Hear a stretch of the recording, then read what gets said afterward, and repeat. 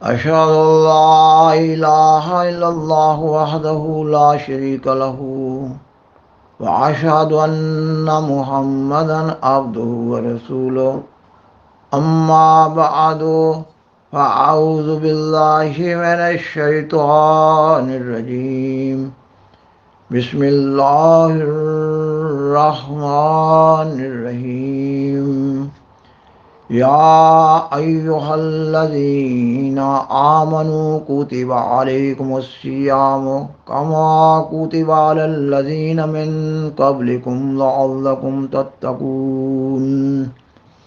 سامعین و ناظرین کرام، السلام علیکم ورحمۃ اللہ وبرکاتہ۔ آج کا پروگرام رمضان المبارک کی نسبت سے پیش کیا جا رہا ہے۔ یہ کہ اسلام میں رمضان المبارک کے روزوں کی فرضیت، اہمیت اور مقاصد کے بارے میں بات کی جا رہی ہوگی۔ نیز یہ کہ اختصار سے بتایا جا رہا ہوگا کہ سیدنا حضرت محمد رسول اللہ خاتم الانبیاء صلی اللہ علیہ وسلم کس طرح رمضان المبارک کی تیاری فرمایا کرتے تھے۔ قرآن مجید کی سورۃ البقرہ کی آیت 184 کی تلاوت سے اس پروگرام کا آغاز کیا گیا ہے۔ اس آیت کا ترجمہ پیش کیا جا رہا ہے۔ اللہ تعالیٰ فرماتا ہے کہ اے وہ لوگو جو ایمان لائے ہو، تم پر روزے اسی طرح فرض کر دیے گئے ہیں جس طرح تم سے پہلے لوگوں پر فرض کیے گئے تھے، تاکہ تم تقوی اختیار کرو۔ اس آیت سے معلوم ہو رہا ہے کہ روزہ ایک ایسی عبادت ہے جو اسلام سے پہلے کے مذاہب والوں پر بھی فرض کی گئی تھی، اور اس عبادت کا مقصد تقوی کا حصول یعنی تہذیب نفس ہے۔ روزہ 5 ارکان اسلام میں سے ایک اہم رکن ہے۔ ارکان اسلام میں سے پہلا رکن کلمہ شہادت ہے، اور دوسرا رکن نماز پڑھنا، تیسرا رکن زکوٰۃ دینا، چوتھا رکن رمضان کے روزے رکھنا، اور پانچواں رکن حج کرنا ہے۔ حدیث کی کتاب ترمذی میں سیدنا حضرت عمر رضی اللہ تعالیٰ عنہ کی ایک روایت اسلام کے 5 ارکان کے بارے میں اس طرح بیان ہوئی ہے۔ آپ بیان فرماتے ہیں کہ ایک دن سیدنا حضرت محمد صلی اللہ علیہ وسلم اپنے صحابہ کرام رضی اللہ تعالیٰ عنہم کے درمیان تشریف فرما تھے کہ ایک شخص آیا۔ اس کی زلفیں کالی تھیں، صاف ستھرے اجلے کپڑے پہنے ہوئے تھا۔ بالکل معلوم نہیں ہوتا تھا کہ وہ کہیں باہر سے سفر کر کے آیا ہے۔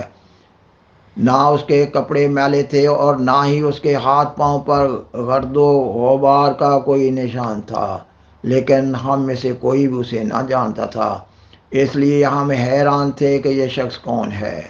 وہ باادب دوزانو ہو کر آپ صلی اللہ علیہ وسلم کے سامنے بیٹھ گیا۔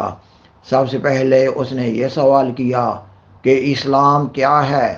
آپ صلی اللہ علیہ وسلم نے جواب دیا کہ اسلام یہ ہے کہ تو گواہی دے کہ اللہ کے سوا کوئی معبود نہیں اور محمد صلی اللہ علیہ وسلم اس کے رسول ہیں۔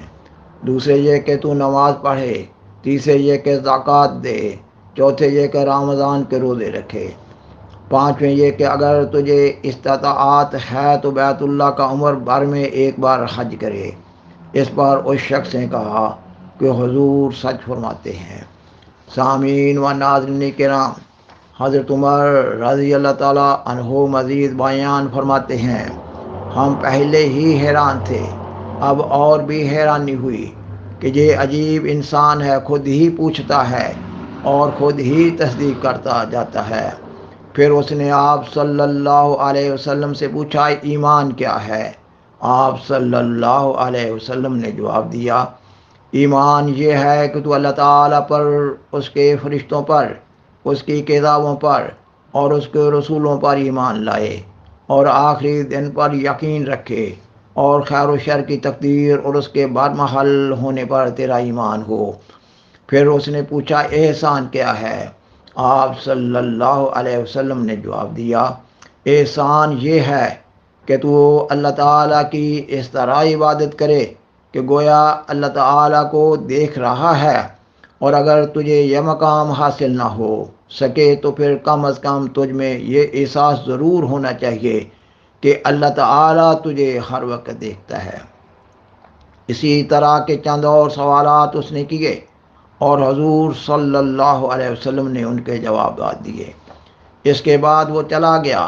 حضرت عمر رضی اللہ تعالیٰ عنہ بیان فرماتے ہیں کہ اس کے چلے جانے کے بعد آپ صلی اللہ علیہ وسلم نے میری طرف دیکھ کر فرمایا، عمر تم جانتے ہو کہ کون تھے؟ یہ جبرائیل تھے جو تمہیں تمہارا دین سکھانے آئے تھے۔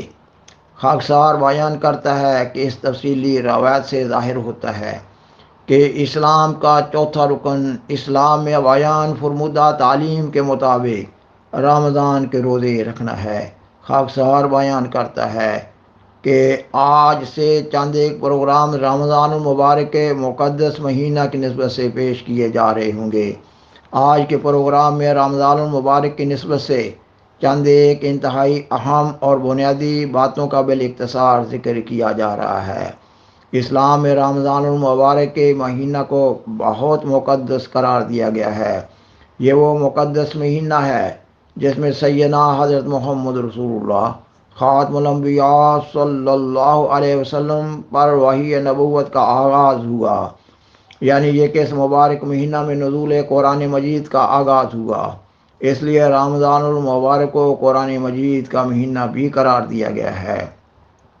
اسلام میں رمضان المبارک کو ریفریشر کورس کا نام دیا گیا ہے۔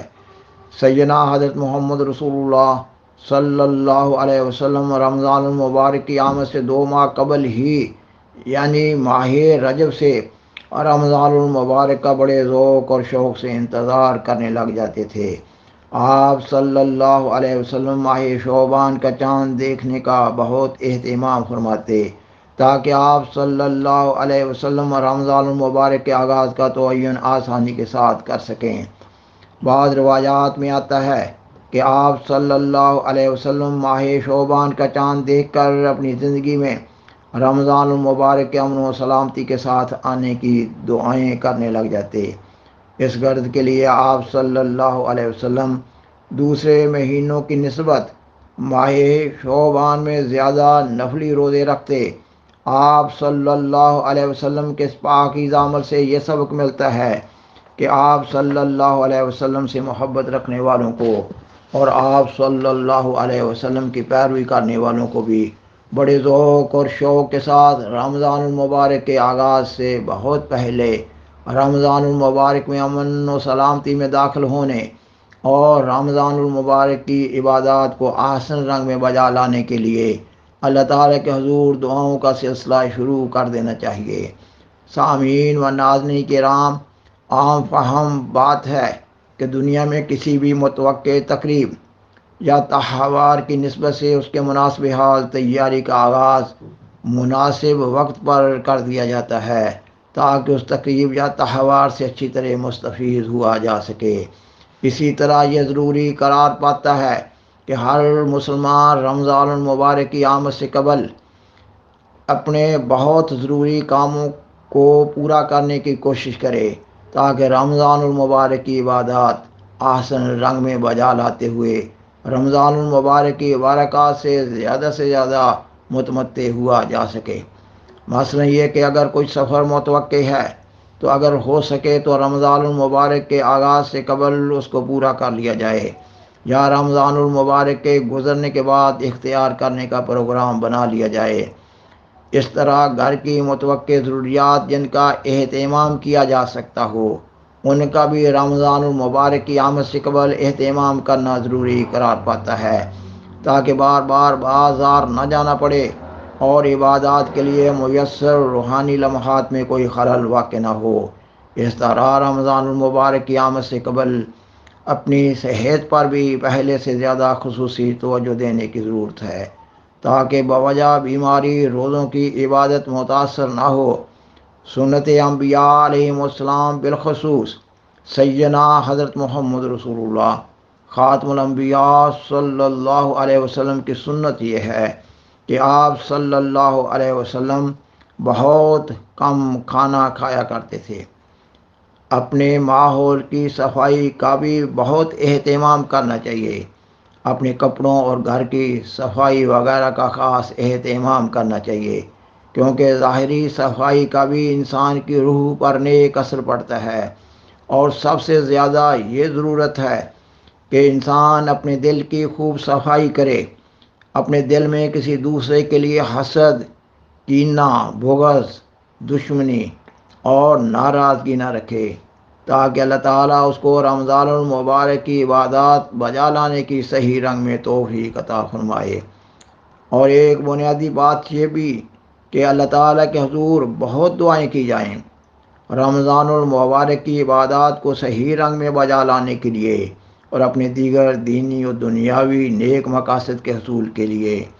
ایک یہ بھی ضروری بات ہے کہ رمضان المبارک کے روزے رکھنے اور عبادات بجا لانے کے لیے پوری صالح نیت کے ساتھ بہت دعائیں کی جائیں کہ اگر پھر کسی وجہ سے کوئی کمی رہ بھی جائے گی تو اللہ تعالیٰ الرحمن الرحیم بندہ کی نیت کے مطابق بندہ سے معاملہ کر رہا ہوگا انشاءاللہ۔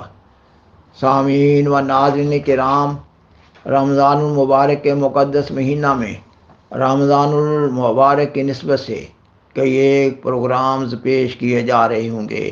آپ سے درخواست ہے کہ اللہ تعالیٰ کے حضور دعا کریں کہ اللہ تعالیٰ اس کی توفیق عطا فرمائے اور ان پروگرامز کے نیک اثرات پیدا فرمائے، آمین۔ بالآخر درخواست ہے کہ برائے مہربانی اس پروگرام کو دوسروں سے شیئر کریں اور عذرائے کرم اس چینل کو سبسکرائب کریں۔ جزاکم اللہ تعالی احسن الجزاء، وآخر دعوانا ان الحمد للہ رب العالمین، والسلام علیکم ورحمۃ اللہ وبرکاتہ۔ شکریہ۔